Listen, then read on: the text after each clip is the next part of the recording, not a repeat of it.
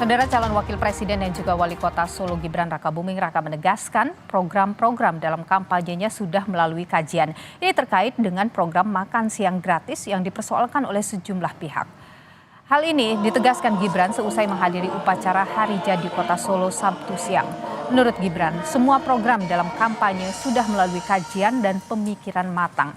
Sebelumnya, program makan siang dan susu gratis ramai disentil karena adanya info pendanaan program melalui memangkas subsidi BBM.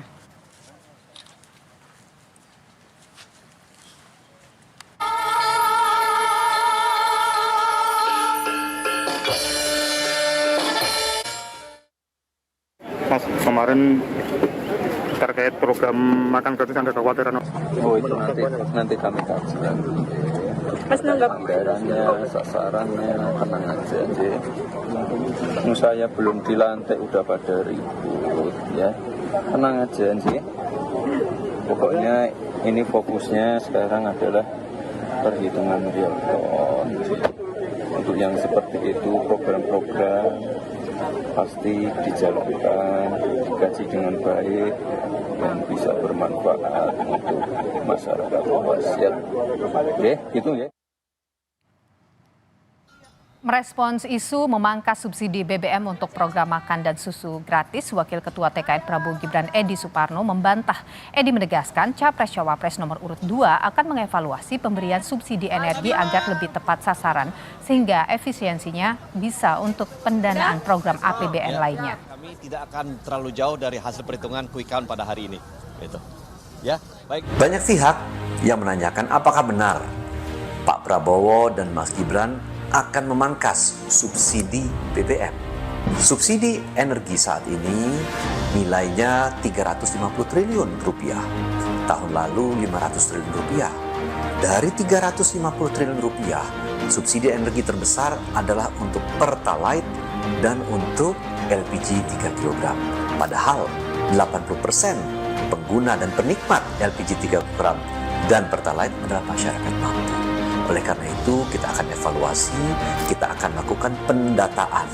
Nah, efisiensi yang dihasilkan itu merupakan penghematan APBN, di mana penghematannya itu bisa dipergunakan untuk membiayai program-program APBN yang lain. Sementara itu, ekonom Selyos Bima Yudhistira menilai apabila rencana pemotongan subsidi BBM itu jadi dilakukan, kebijakan ini akan berbahaya bagi daya beli masyarakat menengah ke bawah. Menurut Bima, program makan siang dan susu gratis bisa menggunakan pajak yang belum tersentuh, misalnya hasil pengadilan yang inkrah atau dari hasil lelang aset BLBI.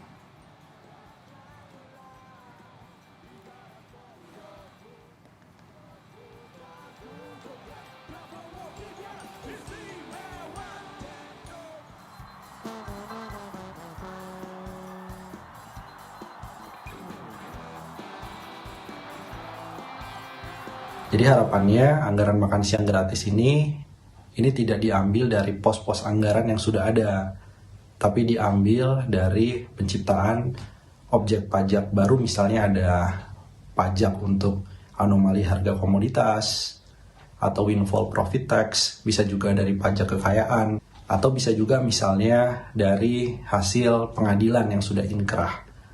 Ada aset BLBI yang kemudian dilelang, anggarannya bisa untuk makan siang gratis. Program makan siang dan susu gratis menjadi sorotan setelah muncul isu rencana pemotongan subsidi BBM demi membiayai program andalan Capres-Cawapres Prabowo Gibran. Dan meski isu ini sudah dibantah, publik mempertanyakan akan dari mana sumber anggaran untuk program makan siang dan susu gratis ini. Kita bahas, saudara, sore hari ini sudah bergabung bersama dengan kami ada Wakil Ketua TKN Prabowo Gibran Edi Suparno, lalu ada Ari Yusuf Amir, Ketua THN Amin, dan juga ada ekonom Indef Tauhid Ahmad. Selamat sore Bapak-bapak, sehat selalu. Selamat sore. Ya. Selamat sore, selamat sore. Ya, baik. Saya akan ke Bang Edi dulu ini. Ini ramai sekali ini soal makan siang dan susu gratis ini dan diprotes begitu karena bagaimanapun soal subsidi BBM itu kan sangat membantu masyarakat dianggap begitu. Anda juga mengeluarkan klarifikasi menyebut bahwa ini tuh tidak ada pemangkasan tapi efisiensi dan membatasi orang yang bisa menikmati subsidi BBM dan LPG 3 kg. Boleh dijelaskan sekali lagi Bang Edi apa maksudnya ini? Ya, pertama ini sesungguhnya sebuah polemik yang tidak perlu ya, karena diawali dengan penterjemahan dari dialog saya dengan koresponden dari Bloomberg Television 2 hari yang lalu. Kemudian diterjemahkan dan diartikan salah bahwa kita akan memangkas subsidi BBM. Tidak ada perkataan saya demikian dan tidak ada rencana dari Pak Prabowo dan Mas Gibran untuk memangkas BBM. Saya tegaskan lagi, tidak ada rencana pemangkasan BBM, itu tidak ada. Jadi menurut saya tidak ada polemik, sehingga tidak perlu diperpanjang lagi. Nah, yang kita maksud adalah begini, ya, adalah bahwa saat ini kita akan mengupayakan pendanaan tentu untuk program-program pembiayaan program-program yang kedepannya. Salah satunya adalah untuk meningkatkan tax ratio kita. Kedua, kita mengevaluasi lagi untuk melakukan efisiensi terhadap anggaran subsidi, ya, subsidi energi. Tidak ada subsidi BBM, subsidi energi. Nah, subsidi energi kita tadi saya sampaikan tahun lalu itu 500 triliun, tahun ini 350 triliun. Dari 350 triliun itu 63 triliun itu untuk Pertalite. 113 triliun itu untuk LPG 3 kg. Padahal pengguna Pertalite dan LPG 3 kg, 80%-nya itu adalah masyarakat mampu. Jadi akhirnya kan kita membiayai masyarakat mampu. Kalau sampai kemudian kita bisa mengevaluasi data, membuat sebuah payung hukum agar ada aturan yang jelas-jelas membuat kriteria siapa yang berhak atas energi bersubsidi itu, Pertalite dan LPG 3 kg, tentu subsidi energi kita kan tidak sebesar sekarang, menciut. Nah, penciutan ini, penghematan ini tentu adalah penghematan APBN yang bisa kemudian dipergunakan untuk membiayai program-program APBN lainnya.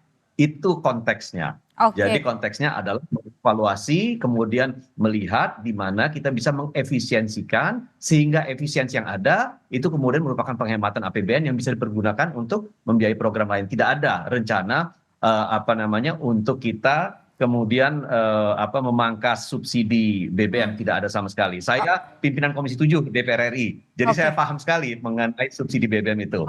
Saya ke Pak Tauhid. Pak Tauhid, efisiensi itu kuncinya. Jadi nanti yang terima subsidi BBM yang tadi disebut banyak digunakan oleh menengah itu dievaluasi lagi supaya benar-benar yang butuh yang dapat. Bagaimana Anda melihat skema itu? Ya, kalau kita merujuk pada kata efisiensi, dua hal yang saya lihat. Yang pertama, tentu saja yang tidak berhak itu tidak akan mendapatkan alokasi lagi, begitu ya. Artinya secara volume, kalau katakanlah tadi 20% yang berhak, berarti kan ada pemangkasan 80% dari volume subsidi. Jadi yang 20% yang tetap, yang 80% tidak menerima. Misalnya katakanlah kendaraan roda 4 gitu ya. Artinya memang kendaraan roda 4 tidak dapat ya. Itu yang kemungkinan yang saya tangkap dari apa yang disampaikan oleh Pak Edi. Tentu saja ini serta-merta akan menyebabkan ya sebagian masyarakat pasti akan terdampak dengan situasi ini begitu ya. Jadi seperti yang kedua adalah berkaitan dengan kondisi nanti dampaknya tentu saja yang harus dipertimbangkan dengan situasi proses efisiensi tadi adalah tentu saja bagaimana ini bisa tidak terdampak pada inflasi maupun angka kemiskinan. Karena kalau katakanlah nyatanya bahwa nanti tidak banyak masyarakat yang yang biasanya mendapatkan subsidi atau tidak mendapat subsidi, itu juga terdampak pada masyarakat yang sedikit di atas garis kemiskinan begitu. Hitungan kami itu ada sekitar 5,7 juta orang yang sedikit di garis kemiskinan ya. itu juga terdampak kalau misalnya mereka tidak mendapatkan subsidi BBM. Nah ini yang ya saya kira harus hati-hati ketika ada efisiensi tetapi 80% akhirnya tidak dapat begitu. Nah ini yang saya kira prosesnya harus dijaga, jangan sampai justru barang itu langka di lapangan, menimbulkan konflik sosial di masyarakat. Oke, bagaimana menjamin itu Pak Edi? Karena Bang Edi ya, kalau kita lihat ada inflasi, ada angka kemiskinan, karena kan ada juga masyarakat berada di antara kalau tidak didorong dengan subsidi tadi kan tidak terjadi daya dorong beli daya beli di masyarakat tidak terdorong juga. Bagaimana menjamin itu? Ya pertama pengguna dari BBM bersubsidi, LPG 3 kg bersubsidi itu adalah masyarakat mampu 80%. Ada yang punya mobil 2, ya kalau pengguna solar itu adalah truk-truk pertambangan, truk-truk perkebunan yang notabene dimiliki oleh pengusaha-pengusaha besar dan mapan. Ya, jadi itulah yang ingin kita ciutkan ya. Kita betul-betul ingin membuat right sizing daripada subsidi energi kita, khususnya di bidang Pertalite dan LPG 3 kg. Karena jangan salah, LPG 3 kg itu sekarang dikonsumsi bebas oleh kafe, oleh restoran, oleh pengusaha-pengusaha menengah ke atas ya, bukan untuk masyarakat kecil, UMKM, yayasan-yayasan gitu. Tidak. Jadi ini yang saya kira perlu ditata dan saya yakinkan tidak akan ada kelangkaan. Ini saya pikir kita harus hati-hati dalam kemudian menyatakan bahwa ada potensi kelangkaan. Tidak akan ada kelangkaan BBM karena kita mampu bisa memenuhi BBM sampai hari ini pun kita mampu penuhi. Yang nanti akan terjadi tentu akan ada migrasi. Migrasi pengguna BBM yang tadinya mereka bebas menggunakan BBM bersubsidi LPG 3 kg sekarang menjadi terbatas. Pak Edi begini, di saat ini harga-harga juga sedang menaik begitu ya. Kedua, kita selalu punya masalah dengan data, bahkan bantuan pemerintah yang diberikan kepada masyarakat sekarang saja juga ada yang tidak tepat sasaran. Bagaimana kemudian akan memastikan itu? Kita akan jawab usai jeda, tetaplah bersama kami di Kompas Petang. Kita sore hari ini saudara, saya ke Pak Tauhid dulu. Pak Tauhid, Anda menganggap ini realistis nggak sih untuk digolkan?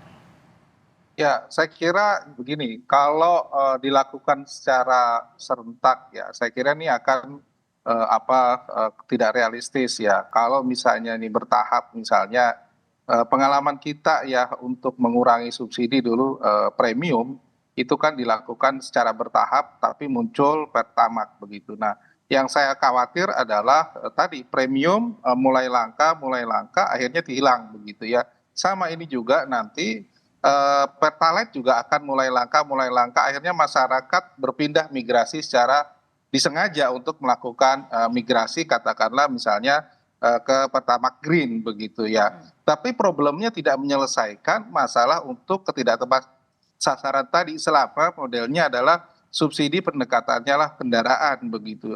Lain kalau hanya pendekatannya ke orang. Tapi lagi-lagi syarat pendekatan subsidi ke orang adalah data yang benar-benar menggambarkan kebutuhan masyarakat 10% terbawah. Jadi model itu yang kemudian bisa dilakukan walaupun ini perlu tahapan begitu. Artinya apa? Kalau kebutuhan pendanaan ini untuk makan siang dan susu gratis ya tidak bisa serta-merta dilakukan dalam waktu cepat, apalagi sumber dananya mengandalkan subsidi yang kita tahu sangat dipengaruhi oleh indikator nilai tukar, indikator harga ICP, maupun volume kuota subsidi itu sendiri, apakah jebol atau tidak. Misalnya volume solar ya hampir 20-an, yang Pertalite juga hampir sama, total hampir 40 sampai 50 juta kiloliter yang harus kita pertimbangkan, begitu harus tersedia di masyarakat. Kurang lebih begitu. Jadi selain masalah data dan sebagainya, ini mungkin tidak bisa dilakukan secara langsung begitu semuanya. Tapi Bang Edi, selain itu juga masalahnya tentu kan harus ada persetujuan DPR juga nantinya. Nanti jangan-jangan jadi perdebatan lagi di DPR. Belum lagi dari oposisi misalnya, kalau PDIP nanti mengambil posisi sebagai oposisi. Bang Edi. Masih termute ya Bang Edi, maaf. Saya rasa teman-teman di DPR itu sangat realistis ya, apalagi kalau kita melihat subsidi ya. Kita pun sekarang merasa bahwa subsidinya tidak tepat sasaran, masih banyak yang bisa kita perbaiki. Sehingga saya meyakini bahwa ketika kita datang dengan sebuah proposal, usulan untuk melakukan penyesuaian, dan penyesuaian itu adalah tujuannya untuk membuat subsidi tepat sasaran, saya kira itu pendukungnya akan banyak ya, karena secara logis itu menguntungkan APBN kita yang meringankan beban anggaran kita. Kedua, juga perlu saya sampaikan di sini, segala sesuatu itu tentu tidak bisa dilakukan seperti kita membalikan tangan. Harus ada progres, harus secara bertahap ya, harus melalui proses sosialisasi kepada masyarakat agar masyarakat tahu bagaimana kemudian kita melihat beberapa 2 tahun yang lalu ketika Pertamina kemudian melakukan pengurangan dan penghapusan daripada premium itu dilakukan secara bertahap. Dan kemudian di daerah-daerah tertentu, ya di kota-kota tertentu, itu premium ditiadakan sama sekali dan dihadirkan Pertalite. Dan itu ternyata berjalan dengan baik. Jadi saya kira saya bisa membayangkan kurang lebih seperti itu nanti penerapannya ke depan. Jadi melalui sosialisasi, melalui progres perkembangan yang ada. Oke, kalau misalnya ternyata ada penolakan yang begitu besar terkait dengan hal ini, bagaimana itu? Artinya programnya nggak bisa jalan begitu dilantik dong ya? Saya akan heran juga kalau masyarakat yang mampu ya ternyata menolak itu, apalagi yang punya 2 mobil, 3 mobil, pengusaha-pengusaha besar yang sekarang truk-truknya itu menyedot ya diesel solar kita secara masif ya. Saya justru akan meragukan itu kalau mereka sampai menolak, karena memang saat ini mereka menikmati sekali ya BBM bersubsidi tersebut. Oke, Pak Tauhid, terakhir, Anda membaca akan terjadi penolakan tidak ketika misalnya ada efisiensi tadi kalau tidak mau dikatakan pemangkasan subsidi? Ya, saya kira terutama bagi kendaraan roda 2 ya, karena masyarakat miskin di bawah itu berada di sana ya.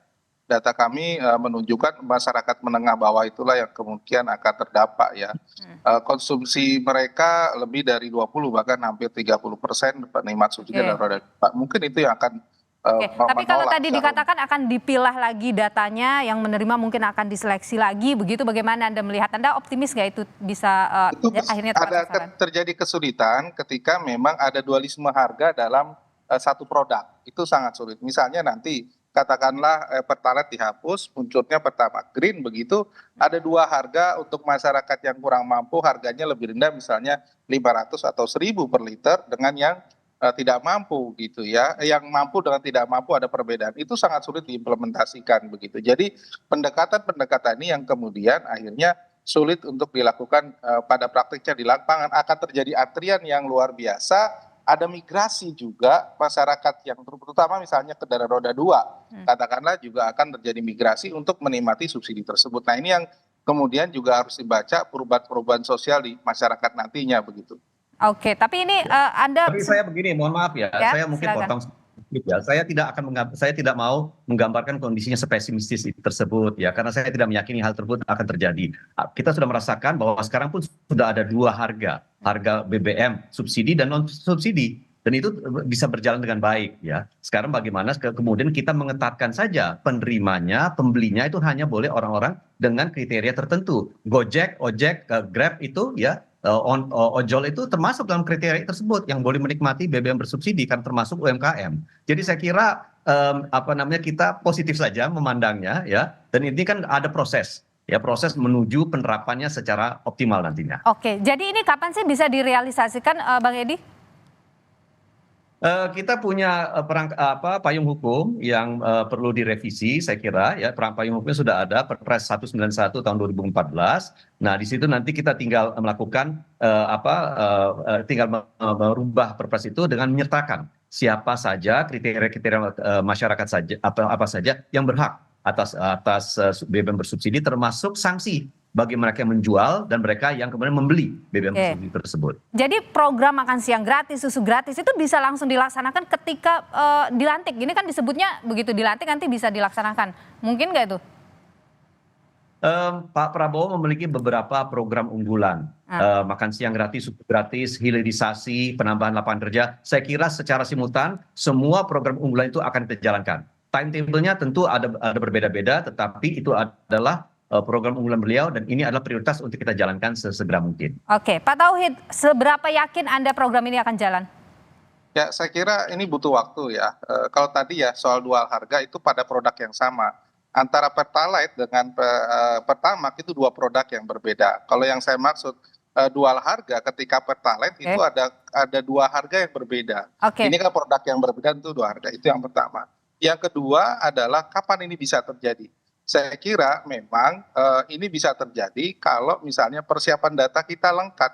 ada Oke. perbaikan dari mekanisme terjadi, dan ini Oke. pekerjaan berat yang setahun 2 tahun nggak akan bisa selesai begitu. Oke, jadi program makan siang gratis dan susu gratis ini Anda yakin bisa dilakukan begitu secepatnya? Saya kurang yakin ya, mungkin targeted pada lokasi dan sasaran itu bisa dilakukan cepat. Tetapi secara meluas di Indonesia itu butuh anggaran, dan itu butuh anggaran yang jauh lebih besar dibandingkan besaran subsidi Pertalite ataupun subsidi BBM ini. Baik, terima kasih Pak Tauhid sudah berbagi pandangan di Kompas Petang, ekonom dari Indef, dan Bang Edi Suparno, Wakil Ketua TKN Prabowo Gibran. Terima kasih sudah berbagi pandangan di Kompas Petang. Sehat selalu.